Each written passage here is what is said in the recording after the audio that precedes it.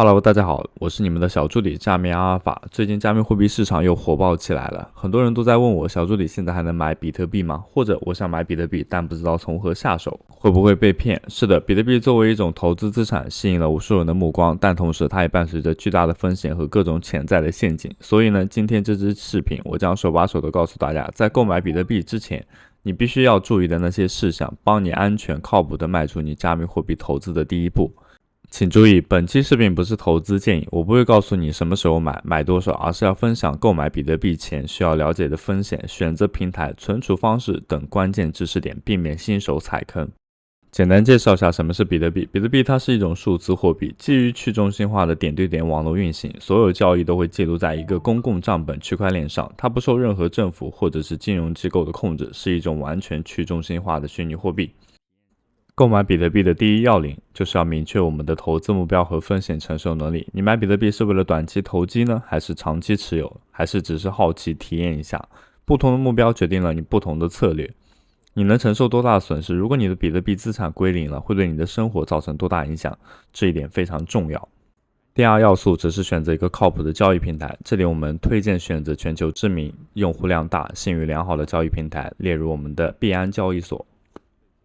OKX 交易所，你可以使用我们视频下方的注册链接进行注册，可以享受到永续手续费减免20%、数字盲盒、新手福利等诸多便利，赶快注册起来吧。另外呢，我们协同币安跟单平台开启了 AI 数据大模型的新时代，你可以利用自己手上的闲置资金赚取意想不到的利润。那么入口的话，就是大家所看到这一个入口。接下来给大家演示一下如何购买和对应的存储方式啊。那这里的话，大家已经看到我手机页面打开了，在这里呢，我们继续沿用用币安交易所来给大家进行展示。首先呢，你要先去下载一下币安交易所。币安交易所的话，它是不用开梯子，就单纯的网络也是能够进入的啊。所以很多观众也会反映，我开了梯子反而进不去，是怎么回事？在这里呢，你可以尝试一下不用梯子，也是能够正常进入的。注册完成我们币安账户之后呢，要先去完成一下 KYC。KYC 的话不是 KFC KYC 全名是 Know Your Customer，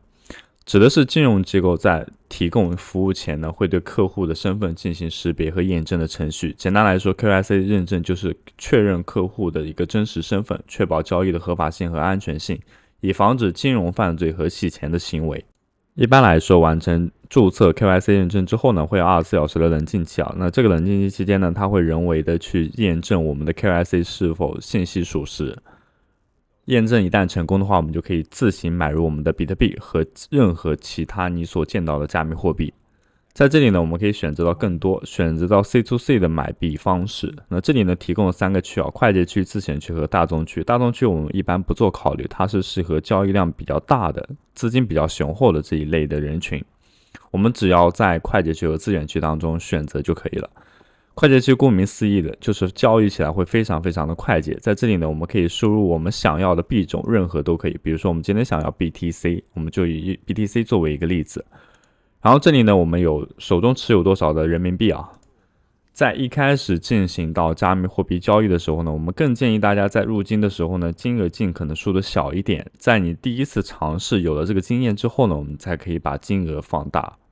另外，在这个方向上，我们插播一个小知识现在我们并不知道1人民币可以兑换多少份额的比特币，虽然这里有明确说明因为它涉及到的金额会比较大，大家看起来可能会比较麻木。这里呢，我们可以把当前的币种选择 USDT， 到时候我们用 USDT 来进行兑换也是可以的。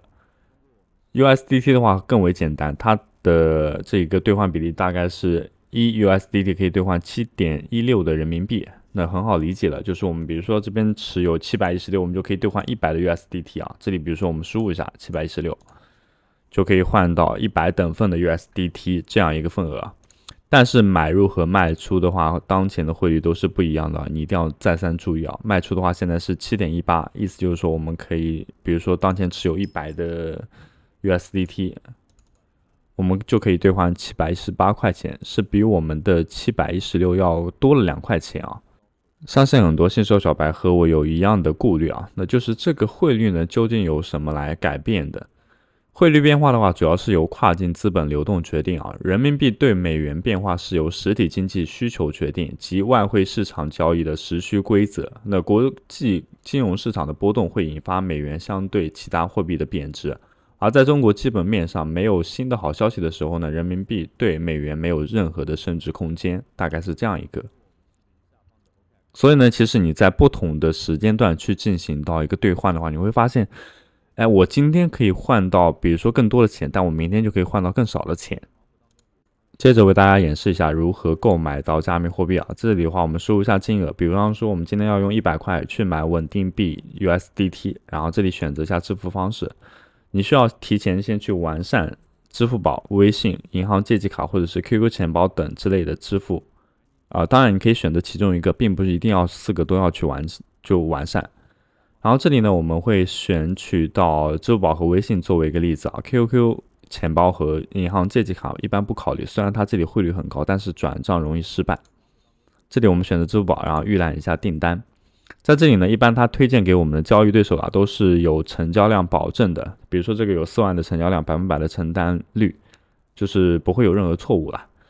这里然后点击一下下单就可以。当然，如果你觉得这一个不太好的话，是可以切换的。我想说的是，在快捷交易当中一般来说的话，风险会很低，你都是可以直接收到账户当中的，除非你账户是风控过的，你可能自己个人信息有一些问题。好，这里我们点击一下刷新，然后去进行一下下单下单之后呢，我们会来到这样一个页面，然后这里呢，它会提供我们相关联的一个信息意思就是说，它会提供它的那个信息。窗口当中呢，它可能会提出，比如说，需要转账，转到这一个账户当中。然后呢，我们把这个东西复制下来，然后点开我们的支付宝去进行到一个转账就可以了。等待卖家确认完你刚刚转账那笔订单之后呢，他就会把你对应的 USDT 打给你。然后呢，这是买入卖出的话也是一样的。卖出的话，我们输入一下具体我们持有的 USDT 稳定币或者是其他加密货币，然后选择到一个卖出，同样也是提供给你一个那个买家。不过呢，区别在于买家是要先给你付款，然后你才可以确认此笔订单的请一定要再三注意是他先给你打款，然后你再确认此笔订单。那任何交易的话都是由币安平台来做担保的，应该不会有任何的问题。然后这是快捷区那自选区是什么东西呢？自选区大家可以看到，这里的话我们的一个汇率也是不一样的这里的话最大可以给到 7.24， 但是你要注意一下，它的承担量仅有7384。99.8% 的这样一个成交率虽然这个成交率看起来还是蛮高的，但是你要注意它有一些门槛的，它的限额是你必须要交易1000以上的人民币至3万这一个区间然后这里呢，我们一般会做一下筛选什么的，一般来说的话是成交量是高的，也就是它这一个承担数，然后我们勾选一下。如果支付方式你有要求的话，比如说我们可能只有支付宝完善这个支付方式，我们就选择到支付宝。然后金额的话，如果你有这个要求，你也可以进行筛选。那我这边没有要求，我们就直接保存，然后确认一下。你就会发现它给我们筛选了不同的商家，除了置顶呢，它可能是花钱的限时置顶的话，我们就不用管它，然后页面下拉。在这里呢，我们就可以看到承担量是比较大的，都5万起步了已经。然后那个包括它的成交率的话也是蛮高的，然后 7.16 对比我们刚刚那个快捷交易的话也是一致的，差不多 7.17 的话也可以，但是它限额的话是只有200的人民币大家一定要再三注意一下。那同样的话，这是买入卖出的话也一定要注意。我们一般来说的话，去买商品都是货比三家，对不对？那这里的话，我们自选去卖出的话，它最高的汇率好像也就 7.11 嘛，好像我也没有看到很大的。那不如直接去选择到快捷区的卖出呢，它给到 7.18 呢。那这个来回的话就相差很大了，对不对？然后这个时候呢，我们就已经拥有了自己人生当中的第一个加密货币了。相信看到这里的观众老爷的话，已经知道如何购买到自己的第一个加密货币了。但是，是不是违背了今天这支影片的主题呢？我们是讲述如何购买到比特币。其实也不难，我们已经拥有了稳定币，对不对？选择到交易的板块，这里呢，我们选择到闪兑也是可以的。闪兑的话是将我们当前持有的稳定币兑换成为 BTC， 然后这里呢输入具体的金额就可以了。大概是可以10U 的话可以兑换成为0.000935这个左右啊，区间范围左右。如果你觉得闪兑的话可能会亏一点点，那我们可以尝试使用现货。现货的话，它这里有市价和现价两种模式。现价的话是你觉得比特币会在什么价格当中，然后你购买会比较划算。市价的话就没有那么多要求了，市价的话就是你输入成交的金额，然后它会以当前这一个浮动价格为基准，然后去进行到一个买入比特币。卖出的话也是同理可得。闪兑的话会更加方便，闪兑比如说当前我们持有0.0095，然后去进行到一个兑换，你看它大概的损耗其实是蛮低的，基本上没有了。然后这边的话是相对应的这个，当然 C to C 的话也是 OK 的，就是我们刚刚一开始讲的那个东西了。杠杆的话不要去做啊。另外呢，我们再去第一次加入到这一个 Web3 世界的时候呢，千万不要去碰合约，一定不要去碰合约，因为你会亏得很惨。合约它就是赌博，再三强调，一定不要碰合约。那么今天这支影片的话就到此为止了，我们下期视频再见，拜拜。